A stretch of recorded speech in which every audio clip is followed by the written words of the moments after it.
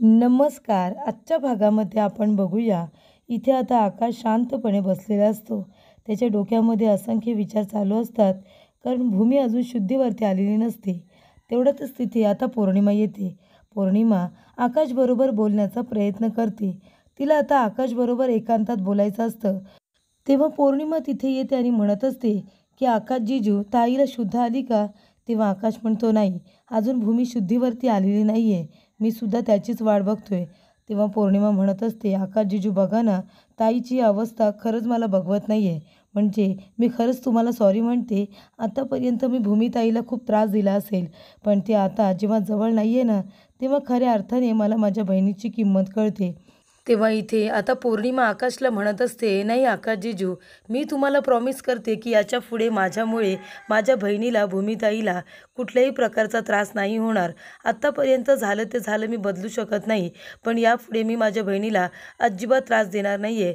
कधी शुद्धीवरती येईल माझी बहीण, मी खरंच आतुरतेने वाट बघते. मला खरंच खूप त्रास होतोय की माझी बहीण माझ्याजवळ नाही आहे. ती बरी होईल ना आकाश जीजू? ती शुद्धीवरती येईल ना? अजूनपर्यंत ती शुद्धीवरती आलेली नाही आहे."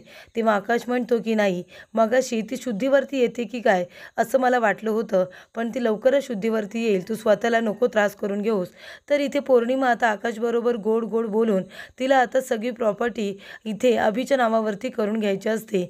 पण आकाशने सगळी प्रॉपर्टी रागिणीच्या नावाने करायचं ठरवलेलं असतं. तर इथे रागिनी आता भूमीजवळ बसलेली असते, कारण तिला काही करून भूमीला शुद्धीवरती येऊ द्यायचं नसतं आणि जर आली तर लगेचच्या लगेच तिथेच तिला खात्मा करून टाकायचा असतो. तेव्हा इथे आता रागिनी पाणी पित असते आणि तिकडे आता भूमी हालचाल करते. पाणी पिऊन झाल्यानंतर तिचं भूमीकडे लक्ष जातं, तर इथे भूमी लगेचच हालचाल करायची बंद होते आणि जणू काही बेशुद्ध आहे अशीच ती थांबलेली असते. तेव्हा इथे रागिणीला असं वाटत असतं की भूमी काही हालचाल करत नाही आहे, ती काही अजून शुद्धीवरती आलेली नाही आहे. तेव्हा ती एकदम बेफिकीर झालेली असते. पण इथे भूमी आता मध्ये मध्ये हालचाल करायला लागलेली असते. त्याबद्दल कुणालाही माहिती नसतं, फक्त आकाशला एकदा समजलेलं असतं. त्यानंतर इथे आता पौर्णिमा म्हणत असते की "आकाश जीजू, मला तुम्हाला एक महत्त्वाची गोष्ट सांगायची आहे. म्हणजे बघा ना, ताईची अवस्था तुम्ही बघितलीत तर तुम्हाला असं वाटतंय की हे सगळं प्रॉपर्टीमुळे होतं आहे, म्हणून ती प्रॉपर्टी तुम्ही सोडण्याचा निर्णय घेतला आहे. पण ताईला तुम्ही याबद्दल अजून काही विचारलेलं नाही आहे. ताईला तर काही माहितीच नाही आहे ना. पण तरीसुद्धा जर तुम्ही ही प्रॉपर्टी सोडण्याचा निर्णय घेतला आहे, तर मला असं म्हणायचं आहे, मग तुम्ही ही प्रॉपर्टी आईंच्या नावाने का करताय? म्हणजे आईंचं सुद्धा आता वय झालं आहे ना. तुम्ही जर ही सगळी प्रॉपर्टी अभिच्या नावाने केली तर काय होईल? म्हणजे तो केपेबलसुद्धा आहे आणि तो मेहनत करतोय आता. सगळं व्यवस्थित सांभाळूसुद्धा शकतात." तेव्हा इथे पौर्णिमा म्हणत असते की "आकाश जीजू, मला असं वाटतंय की तुम्ही आता आईंना ही प्रॉपर्टी देऊ नका. तसंही आईंना तुम्ही रिटायर केले आहेत ना ऑफिसमधून. आणि आता त्यांचं वयसुद्धा झालं आहे. तुम्ही कशाला त्यांच्या नावावरती ही सगळी प्रॉपर्टी करताय आणि जबाबदारी टाकताय? तर मला असं वाटतं तुम्ही अभिवरती सर ही सगळी जबाबदारी टाकलीत तर बरं होईल, कारण ते व्यवस्थितरित्या बिझनेस सांभाळू शकतात. मला तुम्हाला फक्त हेच सांगायचं आहे." तेव्हा आकाश म्हणतो, "पौर्णिमा, तू काय सांगण्याचा प्रयत्न करतेस आणि काय बोलण्याचा प्रयत्न करतेस ते मला सगळं काही बरोबर कळतंय.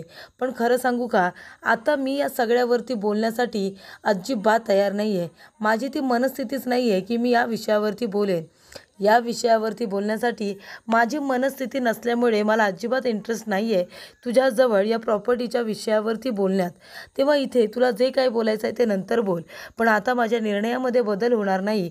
असं आता आकाश म्हणतो आणि सरळ तिथून उठून निघून जातो. तेव्हा इथे आता पौर्णिमेचा पचका झालेला असतो.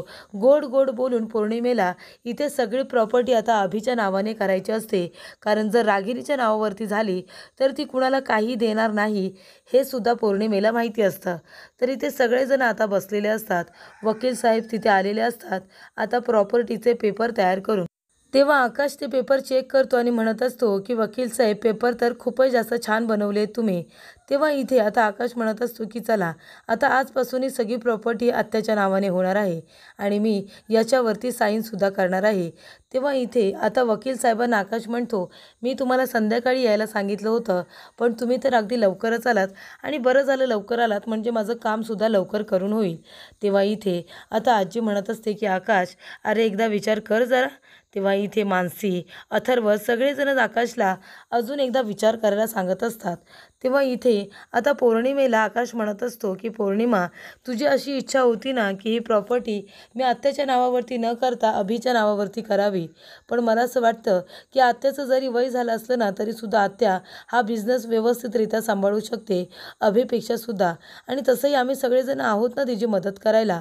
तेव्हा इथे रागिनी म्हणत असते, अरे आकाश असं काय करतोयस, अरे मला खूपच जास्त कामाचा लोड आहे, मला एवढं नाही जमणार. तेव्हा आकाश म्हणतो की आत्या आम्ही सगळेजण आहोत ना तुझ्याबरोबर.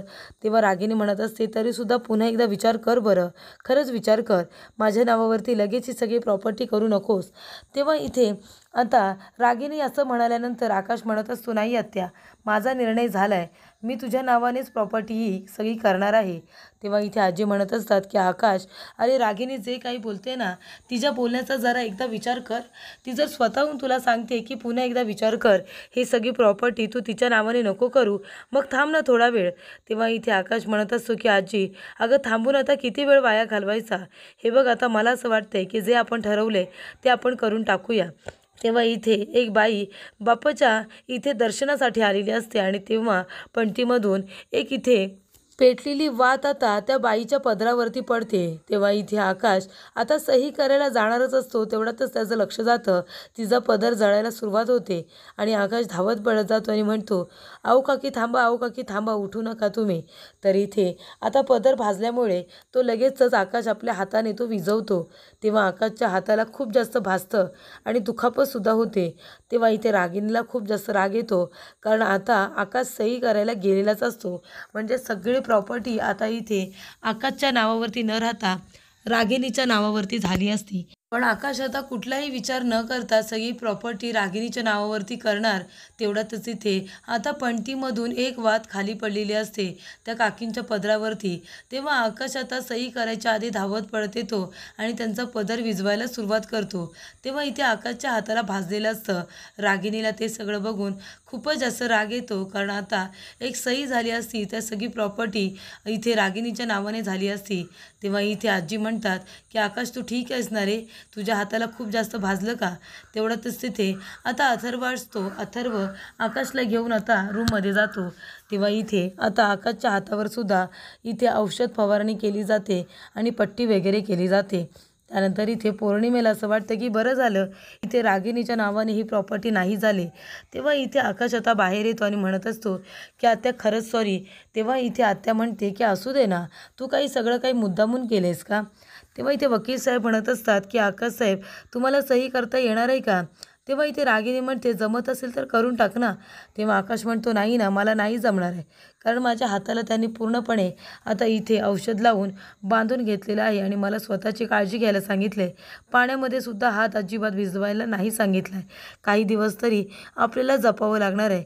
तेव्हा इथे आता सगळेजण होकारार्थी उत्तर देतात.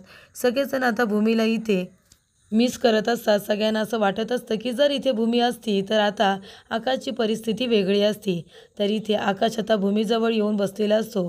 तेव्हा तो भूमीला म्हणतो की तू कधी उठणार आहेस, तुला माहिती आहे का, मी सगळी प्रॉपर्टी आहे ना आत्याच्या नावावरती करणार होतो, कारण मला नको ही सगळी प्रॉपर्टी, ज्याच्यामुळे तुझ्या जीवाला धोका असेल ते मला माझ्याजवळ काही नको आहे. जरी प्रॉपर्टी माझ्या नावावरती आहे आणि त्यामुळे तुला सहन करावं लागत असेल, तुला कठीण प्रसंगांना सामोरं जावं लागत असेल, तर मला ही प्रॉपर्टी अजिबात नको आहे. ती नसली ना आपल्याजवळ तरीसुद्धा आपण दोघंजणं आनंदाने राहू. तेव्हा इथे आता आकाश भूमीला सगळं काही सांगत असतो की मी प्रॉपर्टीचे पेपर तयार करून घेतलेत, वकील पेपरसुद्धा घेऊन आले होते. मी सगळी ही आपली प्रॉपर्टी बिझनेस मी आत्याच्या नावावरती करायचं ठरवलं आहे, कारण ही जर प्रॉपर्टीमुळे तुझ्या जीवाला धोका असेल तर मी ते सहन करणार नाही. पण मी सही नाही करू शकलो, कारण तेवढ्यातच एक काकींच्या पदरावरती वात पडली पेटलेली आणि मी विझवण्यासाठी गेलो तर माझ्या हाताला खूप जास्त दुखापत झालेली आहे, म्हणून फक्त सही करायची राहिली, ती काय मी कधीही करेन. तेव्हा इथे भूमी आता काहीच बोलत नसते. आकाश म्हणत असतो की भूमी, तुझ्या या वागण्याचा खरंच मला खूप त्रास होतोय. मगापासून मी एकटाच बोलतोय, तू काय बोलतसुद्धा नाही आहेस. एकदा माहिती आहे भूमी, तू मला बोलली होतीस की जर तू पुन्हा कधी असा लपून बसलास आणि मला जर त्रास झाला ना तर मी सुद्धा लपून बसेन. तेव्हा आकाश म्हणतो, नाही अजिबात नाही, तू नाही असं करायचं. तेव्हा भूमी म्हणते, जी गोष्ट जर मी केली तर तुला त्रास होणार आहे ना, मग तीच गोष्ट तू का करतोस आणि तू का बरं मला त्रास देतोस. तर इथे जेव्हा भूमी आणि आकाश दोघेही ठीक असतात तेव्हा आकाश घरामध्ये कोणी नसताना लपून बसलेला असतो आणि भूमी सगळीकडे त्याला शोधत असते. तेव्हा इथे आकाश तिला सापडत नाही. तेव्हा ती पूर्णपणे घाबरून गेलेली असते. भूमी सगळीकडे त्याला आवाज देते, आकाश आकाश कुठे आहेस तू? तेवढ्यातच तिथे आकाश आता येतो आणि तिला घाबरवतो. तेव्हा ती म्हणते की पुन्हा जर तू असं केलंस ना तर मी स्वतःच्या जीवाचं काहीतरी बरं वाईट करून घेईन. तुझ्याशिवाय मी एक मिनिटसुद्धा जगू शकत नाही, तुला चांगलंच माहिती आहे. हे सगळं आता इथे आकाशला आठवत असतं. तेव्हा इथे आकाश म्हणत असतो की जी गोष्ट तुला केलेली आवडत नाही ती माझ्या बाबतीत नको करूस. तू सुद्धा उठ आता आणि बोल माझ्याशी. मला कंटाळा आला आहे आता. तू लवकरात लवकर बरी हो, असं आकाश म्हणत असतो. त्यानंतर इथे अथर्व येतो, सिस्टरला औषधं देतो आणि म्हणतो की सिस्टर भूमिताईची औषधं आहेत आणि आकाशसाठी डबा घेऊन आलेला असतो. अथर्व म्हणतो, आकाश घरून डबा घेऊन आलो आहे, चल बरं थोडंसं खाऊन घे. आकाश म्हणतो, नाही मला नको, मला भूक नाही आहे. तेव्हा अथर्व म्हणतो, अरे असं काय करतोयस? तू जर काही खाल्लं पिलं नाहीस तर मग तुला बरं कसं वाटेल? हे बघ तू आजारी पडशील. तेवढ्यातच अभि येतो आणि म्हणत असतो की आकाश अरे उद्याच्या उद्या तुला मीटिंगला जायचं आहे. तुला माहिती आहे ना ही डील तू क्रॅक केलेली आहेस. त्याच्यामुळे त्यातल्या इन्व्हेस्टरला तुझ्याशीच बोलायचं आहे, त्या लोकांना त्या क्लायंटला तुझ्याशी बोलायचं आहे, असं आता अभि आकाशला सांगत असतो. तेव्हा इथे आकाश आता पूर्णपणे टेन्शनमध्ये असतो कारण भूमीला सोडून त्याला कुठेही जायचं नसतं. तेव्हा अथर्व म्हणत असतो, अरे अभिदादा हे काय बोलतोयस तू? अरे आकाशची अवस्था तरी बघ ना आणि अशा वेळेला तू हे सगळं त्याला सांगतोयस. तेव्हा आकाश म्हणत असतो की अभि हवं तर तू मीटिंगला जा पण मी येणार नाही आहे.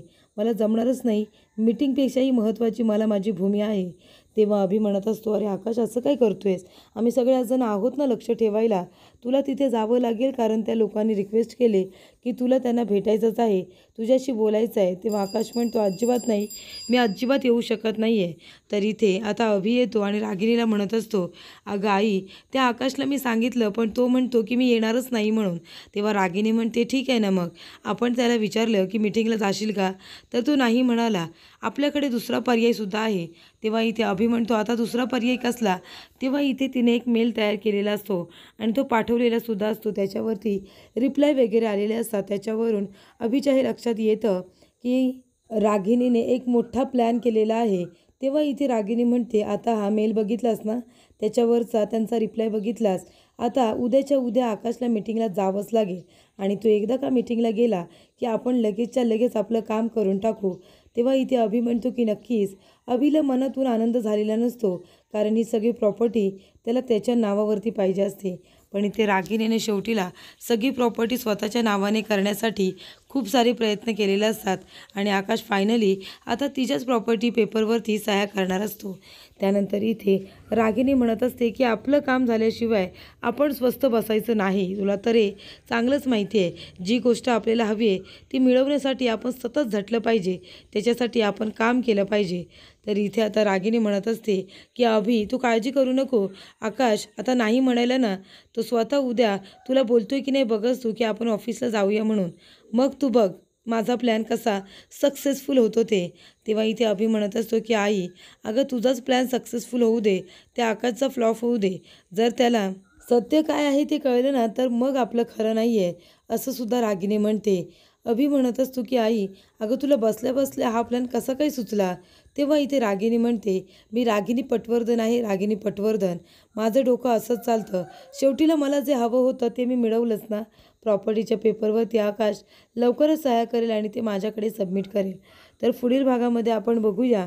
इथे आता भूमीला शुद्धीवरती आणण्यासाठी सगळेजण प्रयत्न करत असतात पण भूमी काही शुद्धीवरती येत नाही. तेव्हा डॉक्टर म्हणतात 24 तासाच्या आतमध्ये जर यांना शुद्ध आली नाही तर मात्र खूपच जास्त क्रिटिकल कंडिशन होऊ शकते. तेव्हा मानसी घाबरते आणि अथर्वला फोन करते. तेव्हा अथर्व म्हणत असतो, मानसी घाबरू नकोस. आणि इथे मेसेज वाचतो की इथे भूमीची प्रकृती अजूनच बिघडलेली आहे, असा मेसेज तो वाचतो आणि लगेचच तो बाजूला बघतो तर तिथे बाप्पांचं आगमन होत असतं. तेव्हा आकाश म्हणतो की बाप्पा माझी भूमी लवकरात लवकर शुद्धीवरती येऊ दे. ही तुझ्या आणि माझ्या नात्याची आणि बंधनाची परीक्षा आहे. तुला जर वाटत असेल की भूमीने माझ्या बरोबरीने तुझी सेवा करावी तर आता लवकरात लवकर भूमी शुद्धीवरती येऊ दे आणि आम्हाला आमची भूमी परत मिळू दे, असं आकाश म्हणत असतो. तेवढ्यातच ते भूमी आता डोळे उघडते. तिने आता रागिणीला ओळखलेलं असतं. ती रागिणीकडे बोट दाखवत असते.